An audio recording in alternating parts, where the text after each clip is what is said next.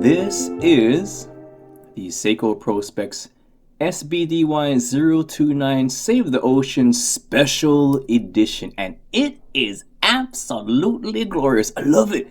I love it so much. When I saw this online, I knew I had to sell my liver, or at least part of it, and get it. And I didn't know that it was going to be this freaking beautiful. I love it. Got a bit of an adult fizzy right here because I tried to make this video 6 times and it ended up being crap. So I'm just quelling my enthusiasm for this watch right now, numbing myself to make this video because this thing is so cool.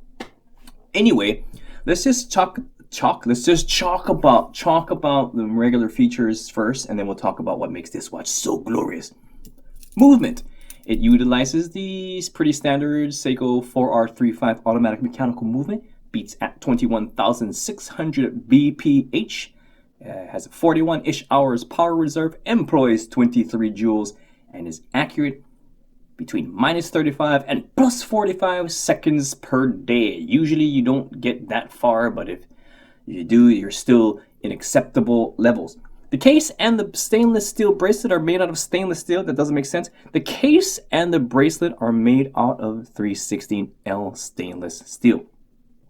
The case has Seiko's hard coating on the case, which I don't really think does a whole lot. I think that's more of a gimmick because these things scratch so easily, and I don't think that does anything at all. There are drilled lugs on the side. The case is kind of industrially brushed. There is one bit of polishedness in the center of it there, and the crown nicely narrowed like most samurais, and is not very pretty to look at from the side. There's no signage, but it is nicely radially machined to give that sunburst pattern. Love drilled lugs. Bracelet, pretty standard Seiko Samurai bracelet. Brushed on the top, a little bit of a polished center links in between the center parts there, a little polished. Polished on the sides, typical Seiko, puka stuff. Adjustment holes, very Seiko-y adjustment holes. There's little collar sleeves that you have to make sure you don't lose, and a typical clasp over buckle situation. This watch does have the diver's extension. If you open up the case, the bracelet right there, there's a diver extension right there. Let me just pop it open for you guys real quick, and then I'll show you. Pop! There you go. It has definitely been popped, and you just extend. You Viagra it like that, and there you go. Now you can put it around your wetsuit, or if you just ate too many bananas and donuts and children that day, there you go. We're just gonna put that there, and put the bracelet back on. Pretty standard, polished butterfly right there. Not the best polishing, but they tried. Here is the case back. Focus. Let me just zoom there. Case back. It says special edition. It's so special. The special edition with the great wave and everything going on over there.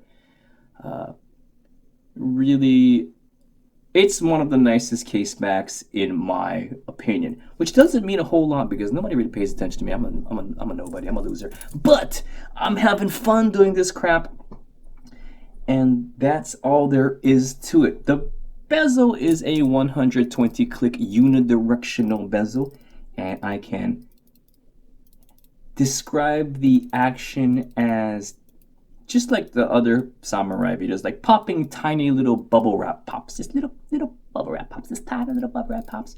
Although this one feels a little bit more resistive compared to the last Save the Ocean Samurai that I had reviewed a few months ago.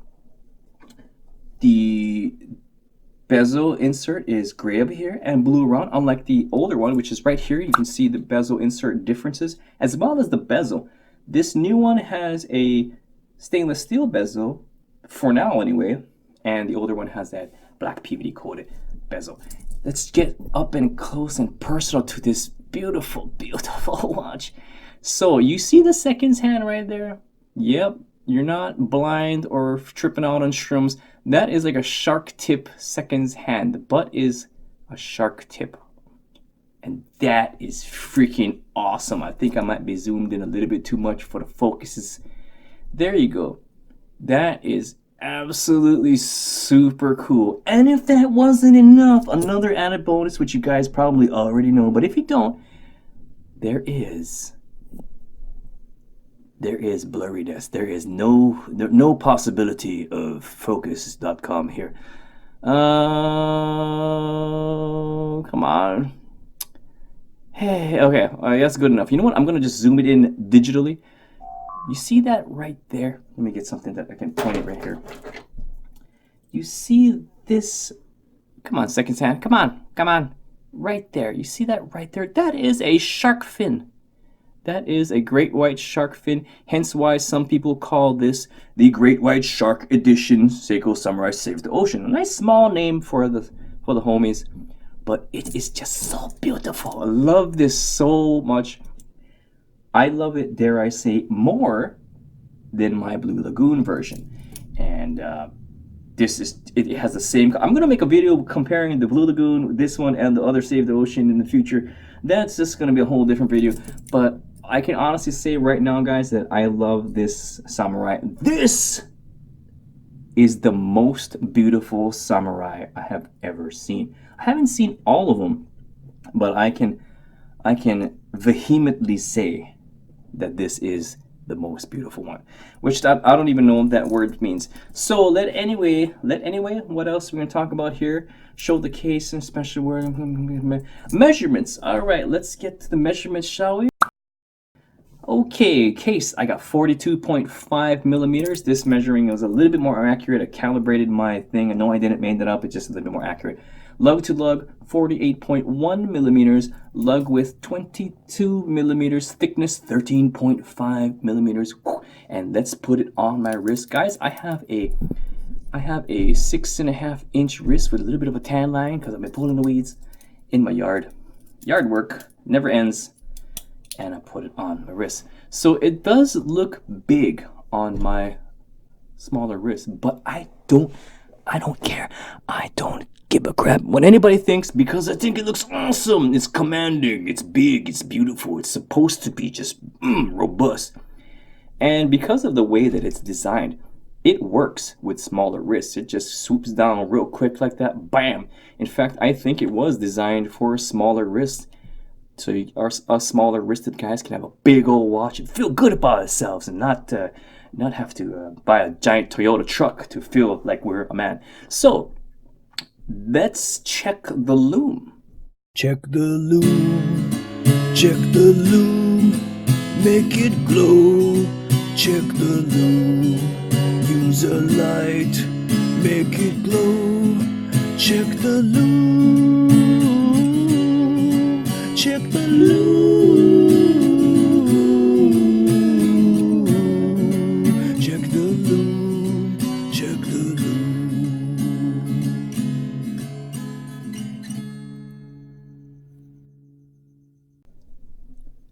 All right, we're gonna put the ISO to about 75 billion to better reflect what I'm actually seeing with my baseball vision. Shout out Mighty Car Mods. And we're gonna cover the lens here, and then we're just gonna put it on this thing here. I'm just going to give it some light. I am blinding my retina. I have felt the blind. It's cooking toast on my face right now. And boom, there you go. Here's the loom. On the left side right here, my finger is the Save the Ocean Special Edition. In the middle is the monster, the orange monster, the standard orange monster. And on the side of here is the Patty Mouse, looking all kind of cool. And they all are awesome. So terrible. This is a terrible review. Nothing to really see here. They are all awesome. What do you want me to do? What do you want me to do? Compare it against something shitty? Like most other watches looms, all of Steinhardt's looms are terrible. Everybody else pretty much has terrible loom. Orients are okay, but they're still not as good as Seiko's. And thank you for making that noise, Mr. Phone. So these looms are really good.